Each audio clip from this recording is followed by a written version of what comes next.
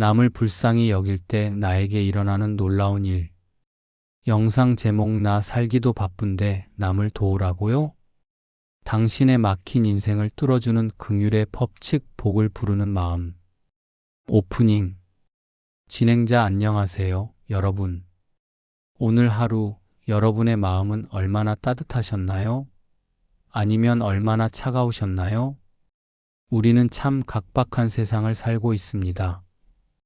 내 코가 석차다. 남 사정 봐주다가는 내가 호구 잡힌다. 살아남기 위해 우리는 마음의 문을 걸어 잠그고 타인의 고통에 대해 무감각해지는 연습을 합니다. 누군가 실수를 하면 저런 것도 못해? 라고 비난하고 어려운 사람을 보면 게을러서 저렇지라고 판단합니다. 그런데 여러분, 그렇게 냉철하고 똑똑하게 판단하며 사니까 행복하시던가요? 이상하게도 남을 향해 마음을 닫을수록 내 마음도 점점 딱딱하게 굳어지고 내 삶도 왠지 모르게 삭막하고 외로워지는 것을 느끼지 않으셨나요? 오늘 저는 여러분에게 메마른 인생의 단비를 내리는 하늘의 비밀을 하나 알려드리려 합니다. 그것은 바로 남을 불쌍히 여기는 마음, 성경적 용어로 긍휼 컴패션입니다. 이것은 단순히 착한 사람이 되라는 윤리 도덕이 아닙니다. 남을 불쌍히 여길 때 그 혜택을 가장 먼저 그리고 가장 크게 보는 사람은 바로 나 자신이기 때문입니다. 오늘 제95과 남을 불쌍히 여길 때 나에게 일어나는 놀라운 일을 통해 굳어진 여러분의 심장이 다시 뛰게 하고 막혔던 축복의 통로가 뻥 뚫리는 기적을 체험하시길 바랍니다. 오늘 이 시간이 여러분을 축복의 통로로 변화시킬 것입니다. 긍휼의 마음을 품기 위해 구독과 좋아요, 알림 설정 부탁드립니다. 사랑은 흐르는 것입니다. 1. 성구 선택 및 의미 긍휼히 여기는 자는 복이 있나니. 화면 마태복음 5장 7절 말씀이 부메랑처럼 돌아오는 하트 이미지와 함께 등장. 진행자 차가워진 여러분의 가슴을 녹여줄 예수님의 말씀은 산상수훈의 핵심인 마태복음 5장 7절입니다.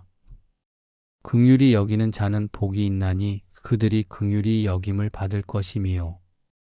여러분, 이 말씀은 영적인 부메랑 법칙입니다. 여기서 긍휼히의 리오스이라는 단어는 단순히 불쌍하다고 혀를 차는 게 아닙니다. 원어로 보면 창자가 끊어질 듯한 아픔을 뜻합니다. 상대방의 아픔이 내 아픔처럼 느껴져서 견딜 수 없는 상태, 그래서 도울 수밖에 없는 상태를 말합니다. 예수님은 말씀하십니다. 내가 남을 불쌍히 여기느냐? 그러면 너도 불쌍히 여김을 받을 것이다. 누구에게서요? 하나님에게서입니다. 우리는 살면서 수많은 죄를 짓고 실수를 합니다. 그때마다 심판받는다면 살아남을 자가 없습니다. 우리가 사는 길은 하나님의 봐주심 긍휼을 입는 것뿐입니다. 그런데 그 하나님의 긍휼을 입는 열쇠가 바로 내가 내 이웃을 긍휼히 여기는 것입니다. 내가 긍휼의 씨앗을 심으면 하나님은 긍휼의 열매를 거두게 하십니다. 2. 공감하기 긍휼을 잃어버린 우리의 차가운 자화상. 화면 재판장처럼 남을 정죄하는 모습, 팔짱 낀 채 비판하는 사람, 스마트폰 악플. 진행자 하지만 솔직히 우리는 긍휼보다는 판단과 정죄가 더 익숙합니다. 왜 그럴까요? 첫째, 자기의 셀프 마이너스 라이처스너스 때문입니다. 나는 저러지 않아. 나는 열심히 살았어. 나의 노력과 성취를 기준으로 남을 봅니다. 실수한 사람을 보면 정신 상태가 썩었어라고 비난합니다. 내가 심판자가 되어 망치를 두드립니다. 그러면 내 마음은 교만으로 딱딱해집니다. 둘째, 손해보기 싫은 마음입니다. 불쌍히 여기면 도와줘야 합니다. 돈이 나가고 시간이 나갑니다. 저 사람 도와주다가 나까지 힘들어지면 어떡해? 내 것을 지키려는 방어 기제가 긍휼의 마음을 차단합니다. 셋째, 상처로 인한 마음의 굳은 살입니다. 사람에게 배신당하고 이용당한 경험 때문에 동정심 따위는 사치하라며 냉소적으로 변했습니다. 스스로를 보호하려는 것이지만 결국은 나를 고립시키고 외롭게 만듭니다. 여러분, 긍휼이 사라진 마음은 물기 없는 사막과 같습니다. 아무리 비싼 비료성공, 돈을 뿌려도 꽃이 피지 않습니다. 3. 치유와 실천 방법 HOW 긍휼의 마음을 회복하는 3단계. 진행자, 이제 메마른 가슴에 긍휼의 샘이 터지게 하는 3단계 실천법을 훈련해 봅시다. 1단계, 사연 스토리 있겠지라고 생각하세요. 관점의 전환, 누군가 이상한 행동을 하거나 실수를 할 때 도대체 왜 저래? 라고 화내지 마세요. 대신 무슨 사정이 있겠지. 오죽하면 저럴까? 라고 생각하세요. 그 사람의 배경, 상처, 아픔을 상상해 보세요. 저 김대리가 어제 아기가 아파서 잠을 못 잤나 보다. 이해하려는 노력이 판단을 멈추고 긍휼을 시작하게 합니다. 2단계, 파이프라인의 원리를 기억하세요. 파이프는 물을 흘려보낼 때 가장 먼저 젖습니다. 내가 남에게 사랑과 위로를 흘려보내면 그 사랑이 내 마음을 먼저 적시고 지나갑니다. 남을 위로하다가 내가 위로받고 남을 위해 기도하다가 내 문제가 해결되는 경험 해보셨나요? 긍휼은 남 좋으라고 하는 게 아닙니다. 나를 살리기 위해 하는 것입니다. 3단계, 작은 행동 액션을 하세요. 마음만 먹지 말고 움직이세요. 폐지 줍는 어르신께 따뜻한 음료수 드리기. 실수해서 주눅 든 후배에게 괜찮아, 누구나 그래라고 말해주기. 밥 못 먹은 친구에게 기프티콘 보내기. 이 작은 행동 하나가 여러분의 뇌에 행복 호르몬을 분비시키고 영적 자존감을 높여줍니다. 4. 왜 WHY? 1만 달란트 탕감받은 자이기 때문입니다.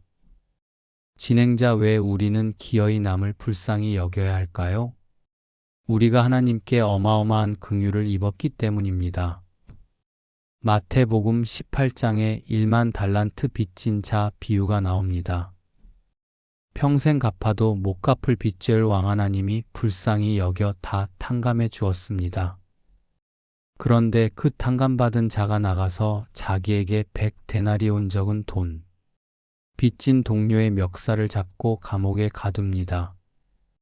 왕이 이 소식을 듣고 어떻게 했을까요? 대노하여 그를 다시 감옥에 가둡니다.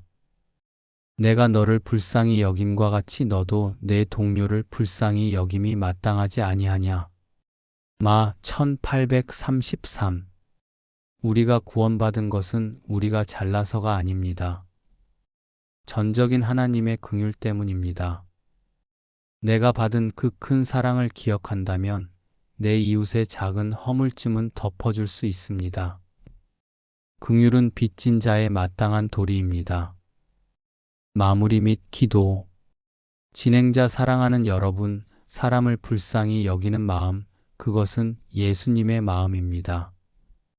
여러분이 누군가를 긍휼히 여길 때 여러분의 얼굴에서 예수님의 빛이 납니다. 오늘 만나는 사람들에게 차가운 판단 대신 따뜻한 긍휼의 눈빛을 보내주세요. 하나님이 그런 여러분을 보시며 너 참 나를 닮았다라고 기뻐하시며 더 큰 긍휼로 갚아주실 것입니다. 함께 기도하겠습니다. 긍휼이 풍성하신 하나님 아버지, 1만 달란트 빚진 자와 같은 저를 조건 없이 용서하시고 자녀 삼아주신 은혜에 감사합니다. 그런데 저는 받은 은혜를 잊고 내 기준과 잣대로 남을 정죄하고 비판하며 살았습니다. 굳어진 저의 마음을 성령의 단비로 적셔 주옵소서. 이제는 예수님의 심장을 가지고 이웃의 아픔을 공감하며 그들을 불쌍히 여기는 자가 되게 하옵소서. 내가 긍휼을 베풀 때 하늘의 긍휼이 임하는 영적 비밀을 누리게 하옵소서. 우리의 영원한 위로자 되시는 예수님의 이름으로 기도드립니다. 아멘. 진행자 당신의 따뜻한 마음이 기적을 만듭니다. 오늘도 긍휼히 여기며 복 받는 하루 되세요. 다음 시간에 더 아름다운 이야기로 만나요. 감사합니다.